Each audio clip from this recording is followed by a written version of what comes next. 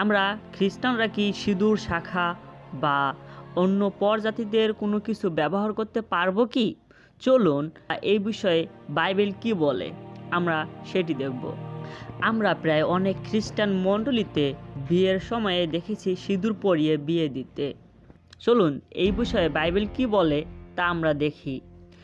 জেরেমীয় তার 10:2 এখানে লেখা রয়েছে যে সদাপ্রভু বলছেন, তোমরা ভিন্ন জাতিদের আচার ব্যবহার শিখো না।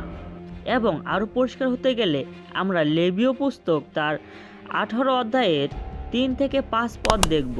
তোমরা সেই সব লোকদের চালচলন অনুসারে চলবে না, তোমাদের চলতে হবে আমার আইন কানুন অনুসারে। আমার দেওয়া নিয়ম তোমাদের যত্নের সঙ্গে পালন করতে হবে।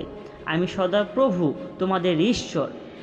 আমার নিয়ম ও আইন কানুন তোমাদের পালন করতে হবে, কারণ যে তা পালন করবে সে তার মধ্যে দিয়েই জীবন পাবে।